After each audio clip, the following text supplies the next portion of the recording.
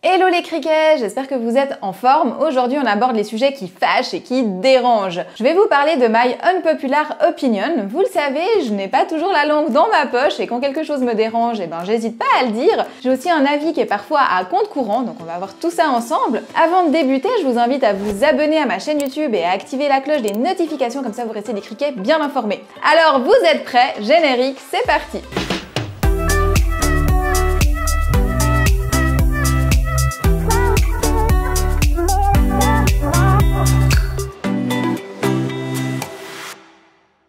Bon les criquets, parlons peu, parlons bien. Tout d'abord, petit disclaimer, je ne cherche pas la polémique dans cette vidéo, je ne juge pas les personnes qui ne pensent pas comme moi, je partage juste mon opinion, qui va certainement diverger d'autres opinions, et c'est bien le but, l'idée c'est d'échanger, c'est constructif, ça permet d'avancer. Attention aussi, en médecine, les données évoluent tous les jours, donc ce qui est vrai aujourd'hui sera peut-être faux demain, et c'est justement pour ça qu'il faut garder l'esprit ouvert. Ceci étant dit, nous pouvons commencer, donc premier sujet de Discord, le comptage de calories. Je suis contre, pour moi, compter ses calories n'est pas un moyen efficace de perdre du poids sur le long terme. Cela crée une véritable frustration et de l'anxiété qui vont vous pousser à craquer et à grignoter. C'est pas du tout l'idée de départ quand on veut bien manger et perdre du poids. À ce propos, le calcul de calories ne donne aucune information sur la qualité des plats. Si tu me demandes est-ce que c'est sain et que je te réponds aucune idée tant que ça dépasse pas 100 calories, on se rend bien compte que c'est pas très utile comme information, non? Bref, c'est un sujet qui mérite une vidéo entière, ce que j'ai fait. Je vous invite donc à la consulter, je vous mettrai le lien par ici.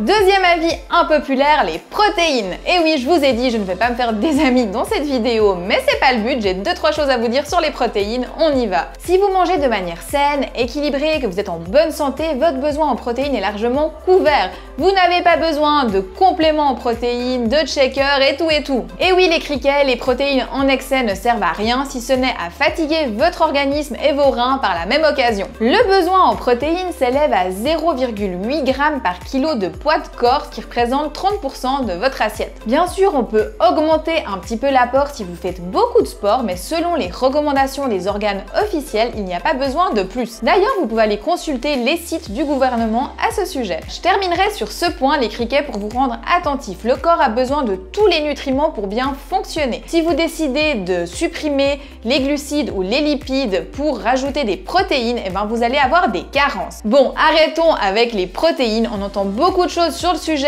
et des qui sont d'ailleurs dangereuses pour la santé, alors soyez prudents les criquets et nous on passe à la suite. Troisième avis impopulaire, plus on fait de sport, plus on est fit. Alors là je dis non!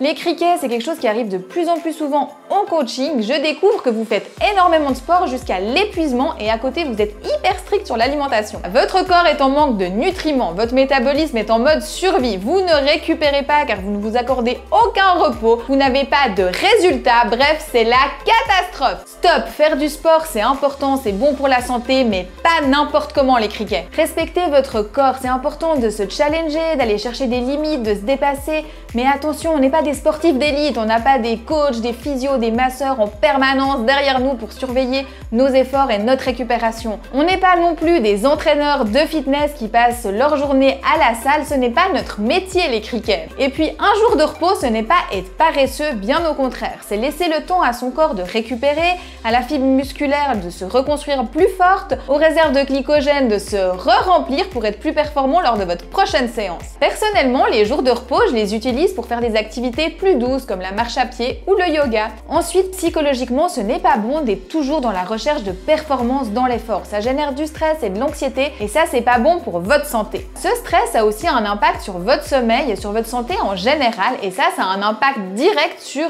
votre perte de poids. Bon, arrêtons de culpabiliser les criquets, on se repose et on passe au sujet suivant. Quatrième avis impopulaire, les cheat meals. Alors là, désolé les criquets, je ne veux pas briser tous vos rêves les plus fous, mais il n'y a pas de miracle. Chaque repas compte, chaque écart compte, le corps ne ferme pas les yeux quand vous vous goinfrez, même si vous aimeriez bien. D'ailleurs, si vous réfléchissez bien, quand est-ce qu'un cheat meal vous a réellement permis de ne pas avoir de frustration tout au long de la semaine et quand est-ce qu'un énorme écart n'a pas généré de culpabilité? Bref, ça ne fonctionne pas. Par contre, attention, je n'ai pas dit pas d'écart, pas de repas plaisir et manger healthy H24. Il faut savoir se faire plaisir, je vous le dis toujours, manger sain 100% du temps, bien, ce n'est pas sain, mais attention, il faut savoir le faire par moment, pas tout le temps et pas d'un seul coup. Des petits écarts, pas trop fréquents et non planifiés, c'est la bonne recette et c'est comme ça que vous allez trouver un vrai plaisir alimentaire. Bon, un petit dernier pour la route? 5e avis impopulaire, la balance. Et non, se peser 3 fois par jour ne va pas vous aider à maigrir, bien au contraire. Quand quelqu'un me dit qu'il pèse 64,73 kg, je me dis qu'il y a un problème. Ces 730 grammes, c'est une information qui est utile seulement pour un boxeur qui doit participer à une compétition et qui doit peser 65 kg maximum le lendemain. Votre poids, il fluctue en permanence en fonction des repas que vous faites, des boissons que vous consommez, de la température, des passages aux toilettes, de l'humidité, bref, il y a 1000 raisons pour que votre poids fluctue. Votre balance n'est pas capable de vous communiquer un chiffre fiable. Même les nouvelles balances ultra technologiques qui vous fournissent votre taux de masse grasse et votre taux d'eau. Il y a une énorme marge d'erreur, seul un test avec un spécialiste peut vous donner un résultat fiable. Le problème des balances, c'est qu'elles vous donnent un faux sentiment de contrôle. Le poids peut énormément varier entre le matin et le soir, même si vous avez bien mangé et fait du sport. Quand vous vous pesez trop fréquemment, vous placez tous les résultats de vos efforts sur un seul chiffre, même si vous savez que c'est pas vraiment fiable. Quand la balance est positive, vous êtes de bonne humeur et quand c'est l'inverse, c'est la misère. Mais les criquets, est-ce que votre journée elle est vraiment fichue parce que le poids affiché sur la balance est plus haut que prévu? Est-ce que c'est si important que ça, les criquets? Mais il y a encore un point important sur la balance, comme les calories, il n'y a pas que la quantité qui compte, il y a aussi la qualité. La composition de la masse corporelle est aussi très importante. Si on prend deux personnes de même corpulence, elles peuvent avoir un poids très différent parce que la graisse est bien plus légère que le muscle. Si vous êtes mince et musclé, vous pesez plus lourd que quelqu'un qui est mince et qui ne fait pas de sport. Mais ce qu'il faut savoir, c'est que le muscle consomme plus de calories que la graisse, donc vous pouvez manger plus, ça c'est grâce au métabolisme. Pour toutes ces raisons, je vous recommande de prendre de la distance avec votre balance. Ne vous pesez pas plus d'une fois tous les 15 jours. Et puis n'oubliez pas qu'il y a plusieurs façons de se peser. Vous pouvez aussi utiliser un centimètre pour mesurer votre taille. Ça sera aussi plus intéressant si vous commencez le sport. Toutefois, petit disclaimer, pour les personnes qui sont en surpoids, en obésité ou dans des situations de santé particulières, il peut être indiqué d'être pesé fréquemment. On va aussi peser les nouveau-nés pour vérifier leur croissance, mais dans ce cas, c'est un médecin qui le fait. Donc dans tous les cas, pas besoin de la balance, à la cave! Voilà les criquets, j'ai terminé. Je vous avoue que ça soulage de dire tout ça parce que très fréquemment, je vois sur les réseaux des fausses informations et ça me dérange dans la mesure où ça vous empêche de progresser et que parfois même c'est dangereux pour votre santé. Alors racontez-moi en commentaire, est-ce que vous avez appris des choses? Est-ce que vous partagez mon avis? J'ai hâte de vous lire et d'échanger avec vous, c'est bien le but d'une communauté. Pensez aussi à venir faire un petit tour sur Instagram, sur le blog ou dans le groupe Facebook et moi je vous dis à bientôt dans une prochaine vidéo.